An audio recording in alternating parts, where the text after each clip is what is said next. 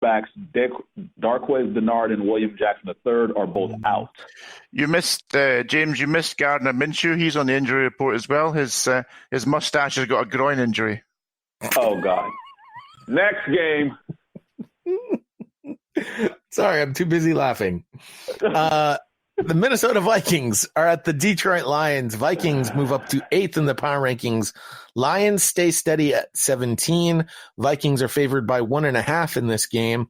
Lions play too much bend in their bend, don't break defense. They have a +5 takeaway giveaway ratio, but give up over 400 yards per game and 23.6 points. I guess that is breaking. They break while they're bending. Vikings have won their past 3 meetings against the Lions. Valiant effort against Detroit, but when you exchange field goals for touchdowns and the refs are against you, you're not going to win a game. I'm going to take the Vikings in this one. You guys are going against me here, though. Oh, man. For obvious reasons. Go ahead, Neil. Honestly, the main reason is I feel so sorry for the Lions. When are we going to change this pass interference review rule, Jay? That could do a whole podcast. It drives me nuts. But anyway, to touch on that briefly, I have heard that Al Riveron is actually protesting the rule and is standing up for his guys. That's the rumor that I'm hearing as to what's actually going on with this particular rule. Riveron doesn't like it, so he's not going to he's going to officiate it the way that it's been officiated on the field, which I think is stupid. Yeah, according to the stats from what I've seen this year, they've only overturned 1 of 25 challenges on pass interference. Doesn't really seem like the rule is working. And if he's basically standing up for his guys, it shows, because I would say of those 25 calls, at least 3 or 4 should have been overturned due to the challenge. And it shows that he's sticking up for his guys, because I'm guessing the one was blatantly obvious that it either was or wasn't pass interference based on what the flag, whether flag was thrown or not. More of these need to be overturned on the field than just 1 of 25 challenges, because there are some egregious instances. Well, I was about to say, you're blatantly obvious. Depends on your definition, because there's been quite a few that have been blatantly obvious that haven't been changed. But do the coaches challenge? That's the other thing. We can see things in replay, and sometimes, depending on the situation, coaches may not challenge because they challenged earlier in the game on something else, lost, have that one challenge flag left, and don't want to lose it for fear of losing another timeout, and especially in the second half when they're trying to come back. Or they may be out of challenges altogether. I saw that in the game on Sunday where a team – I want to say the Jets and the Cowboys, there were no challenges left, and there was an egregious instance of pass interference that wasn't called. And because the coach couldn't challenge it because he was out of timeouts, the game played on. But James, this comes down to just, basic human instincts of common sense. And what usually happens when you're dealing with any sort of laws and regulations, you just you use common sense. And what we're having in sport is you see a play and you think to yourself, ooh, that looked like pass interference. And there's no flag thrown because it's like, ooh, was it pass interference? Was it not? And you think, well, let it go. And then it's challenged. And quite rightly, your next step in that common sense process is to slow the whole thing down and look at it and say, yeah, actually, look there, and there. There's spots where it was pass interference, and it goes against everybody who's watching the game, who's human, goes against all your human instincts. That you see something in full speed, which is so fast you can't quite tell, but when it's slowed down and you see it replayed from different angles, that gives you the ability to see that it was or wasn't pass interference. And our problem is we're seeing so many that we weren't quite sure about, but on replay, slowed down, it's obvious we're pass interference, and it's going against human instincts to say, because they're not being called, and you're thinking, why is that happening? It goes against, that's where the anger comes from, because it's so blatantly obvious during these replays, when it's slowed down in the process that it should be showing you, that, boom, the obvious is not being called, and that has to change. I mean, it just has to change. It's a joke. Neil, that's the problem. Neil, the problem with your reasoning is that you assume common sense is common. It's a No, but I'm saying superpower over here because not everybody has no, it. but James, I'm saying that common sense is a basic human instinct that we all have. We can all see it. No, it's not. It's not. Well, remember, the rule of thumb on is it a catch or is it not a catch is supposed to be if you're in the bar and everybody goes, oh, that's a catch. I think to be a catch. I think the catch rule is different. It shouldn't be. It should be ruled the exact same way. Yeah, no, I agree. It should be, but I think the pass interference calls that we're seeing not being called, there's actually no. You actually can't deny it. That it's pass interference. I don't know, and that's the problem.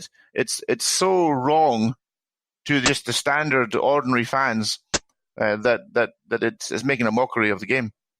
Josh wrote in. And Josh has a few more things to say about this. Coming off of one of the worst endings to a game decided by officiating, surprised? Detroit has to suck it up and focus, not focus on how we should be in first place instead of last place. I'm talking focus on Minnesota. I'm making a blatant statement here for both sides of the ball, all phases of the game. To get enough of a lead to not have the game decided by zebras, to get to the playoffs, the Lions must set fire to the NFL, going full scorched earth and laying waste to everything in their path.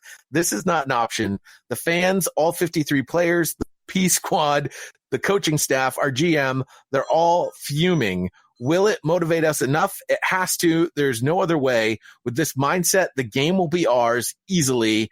F the NFL, F the refs, F Al Riveron. Minnesota 16, Detroit 34.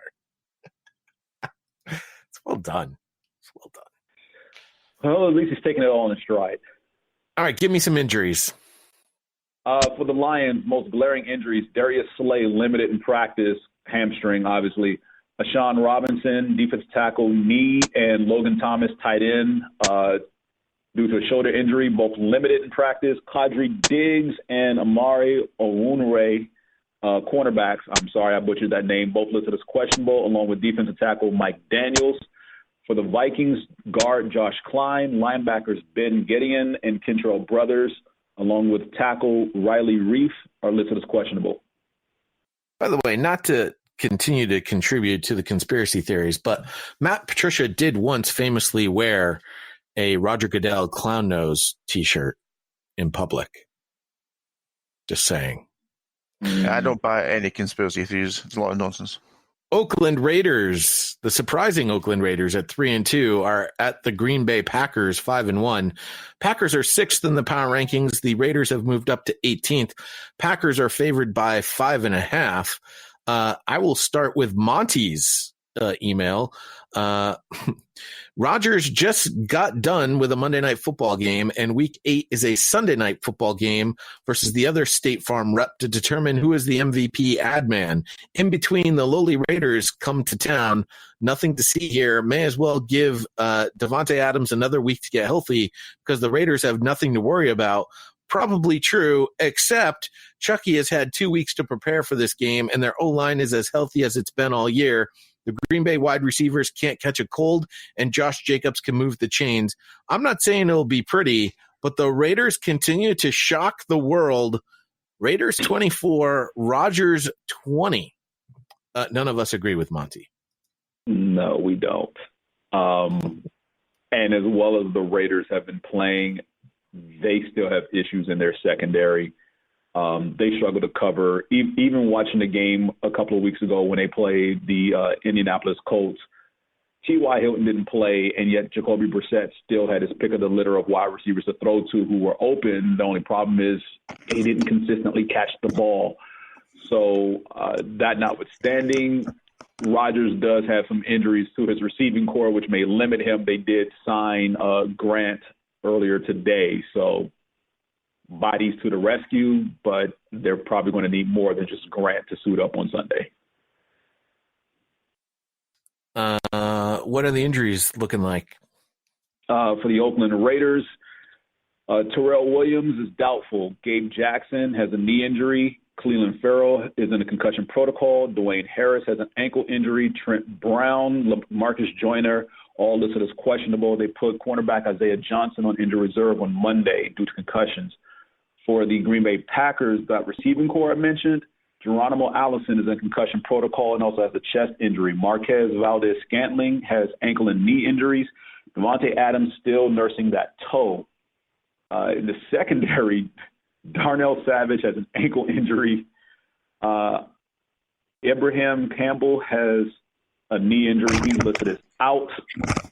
And Aaron Rodgers shows up on the injury report with a knee injury. He was limited in practice on Wednesday. Tight ends Jimmy Graham and Robert Tonyan also show up on the injury report, both listed as questionable. All right. We're all still going with the Packers. We are. The Houston Texans are 4-2. They are at the 3-2 Indianapolis Colts.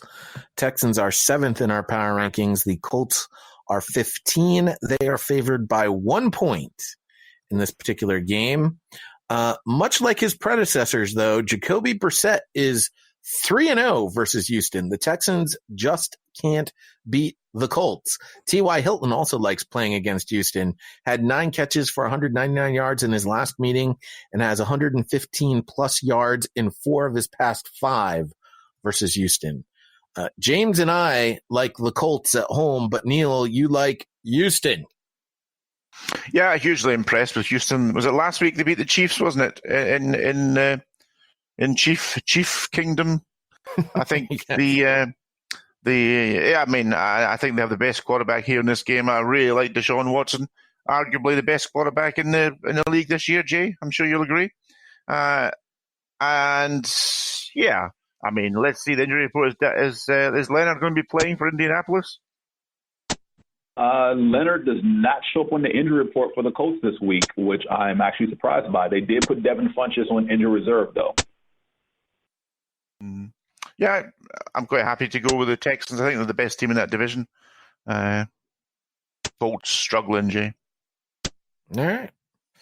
Other injuries, real quick. Pierre Desir, cornerback, abdomen, along with Paris Campbell, both listed as questionable. For the Houston Texans, Ira Savage-Lewis, Jonathan Joseph, and DeAndre Hopkins, along with Zach Cunningham, all show up as questionable in the injury report. Will Fuller, still nursing a calf and oblique, was limited in practice. The Arizona Cardinals, 2-3-1, are at the New York Giants, 2-4. Cardinals, 26th in the power rankings. The Giants are 27th. They are favored by 3 points.